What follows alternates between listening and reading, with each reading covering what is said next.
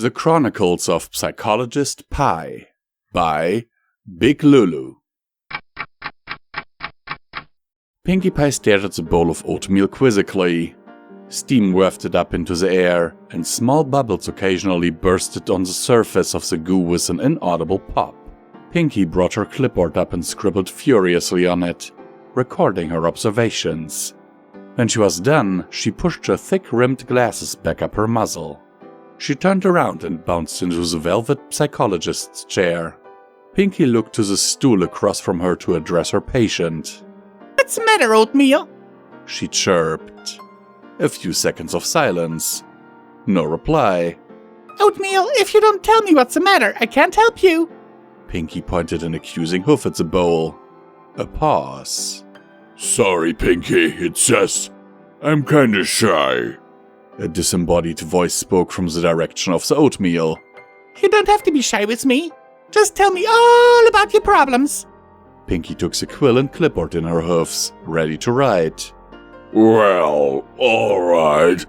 I'm kinda scared of becoming cold," the oatmeal replied. Pinkie stuck her tongue out as she wrote this new information down. "There's nothing to be afraid of, silly. You can just be warmed up in the microwave."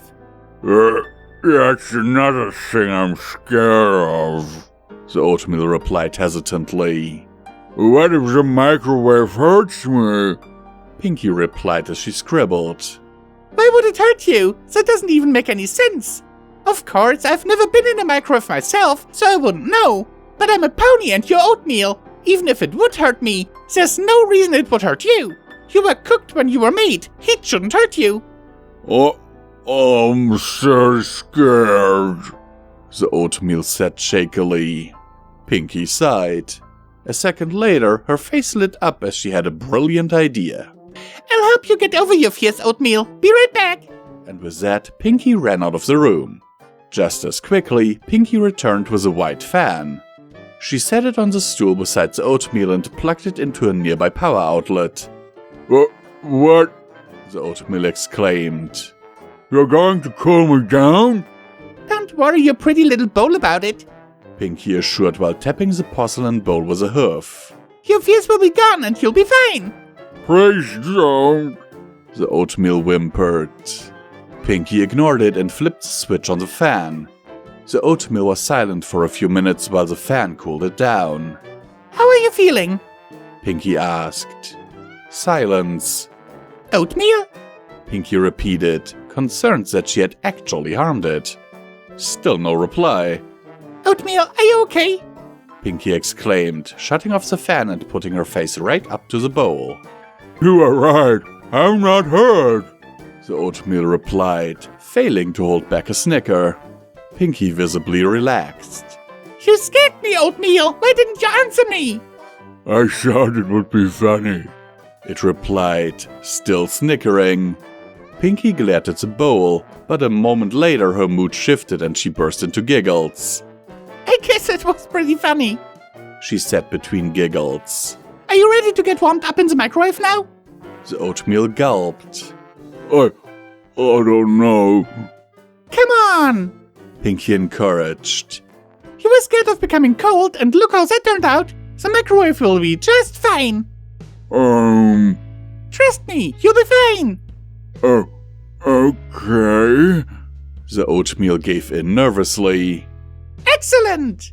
exclaimed Pinkie as she grabbed the bowl. She took it to the kitchen and put it in the microwave. "I'll only set it for a minute, so don't worry." Before the oatmeal could reply, Pinkie slammed the door in. She then pressed the buttons on the keypad to set the timer to 1 minute. She started it and the microwave whirred to life gracefully. As the microwave hummed, Pinkie paced nervously. She knew that sticking a pony in a microwave was very dangerous, but oatmeal was food. It should be alright. Right? After what seemed like an eternity of worry, the timer finally rang and the microwave shut down. Pinkie Pie quickly opened the door and took the oatmeal out. "Are you okay?" Pinkie asked nervously. "I'm fine," the oatmeal replied quietly. "Can you take me back to the other room? I'm more comfortable there." Pinky shrugged and took the oatmeal back to the previous room. She set it down on the stool it was on before. So, how was it? You were right. It didn't hurt at all. I actually feel better now that I'm warm again. Pinky bounced back into her chair and took up the clipboard again, recording everything that happened. Well, Oatmeal, I'm happy to say that you have a clean bill of mental health. All your problems have been solved, she proclaimed excitedly. Actually, the oatmeal started. I have one more problem. Pinky looked over the rim of her glasses. What's that? I want you to eat me. Pinky shouted in shock. Oatmeal, are you crazy? Eating you probably will hurt you. No, it won't. I've seen ponies eat lots of food back when I was still in the bag in the pantry. None of them were hurt. Pinky narrowed her eyes suspiciously at the bowl of oatmeal. How do you know that they weren't hurt? She asked condescendingly. Simple, the oatmeal replied. They weren't screaming in pain. Pinky narrowed her eyes further. Suddenly, her face lit up. That makes sense, she exclaimed. Let me get a spoon.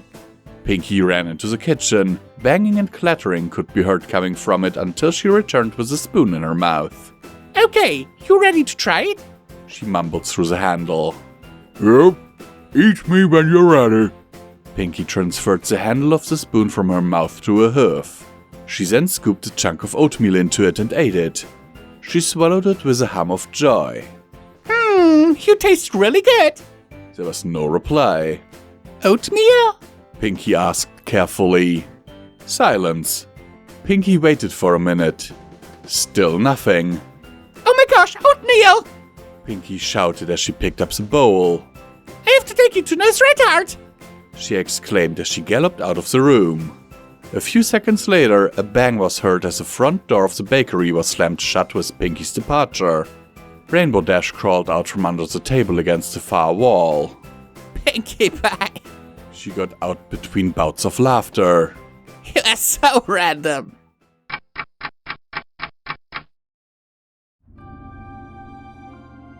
We here at Pony&Wolf Productions thank these amazing patrons of ours for their monthly support, without which all of this would not be possible. We sincerely appreciate it, and every dollar helps, is needed, and will be used to keep us going to produce audiobooks for your continued enjoyment. It is, now more than ever, important that you support your favorite creators if possible, due to YouTube changing in a way that is not very friendly to content creators. Especially small content creators, like us. In recent months, the names you see on screen have enabled Midnight and Visual Pony to keep going and only having to sell off part of their belongings to not end up on the street. As an incentive for everyone, Visual Pony has broken a vow and has promised to read and record Fallout Equestria, Murky number 7, should the monthly support reach $1,500. To be clear, this is the absolute minimum amount needed to keep the apartment and all bills paid without starving, while a production of this size is ongoing. The estimated time for this production would be 3 to 4 years, but people already said that Project Horizons was impossible to do, right? And now look who did it, so with Pony&Wolf, you know we can finish the job. For further information on how to support us, please have a look at the description of this video, as there are also other ways, like our merch store. Sincerely and forever yours, your Pony&Wolf team.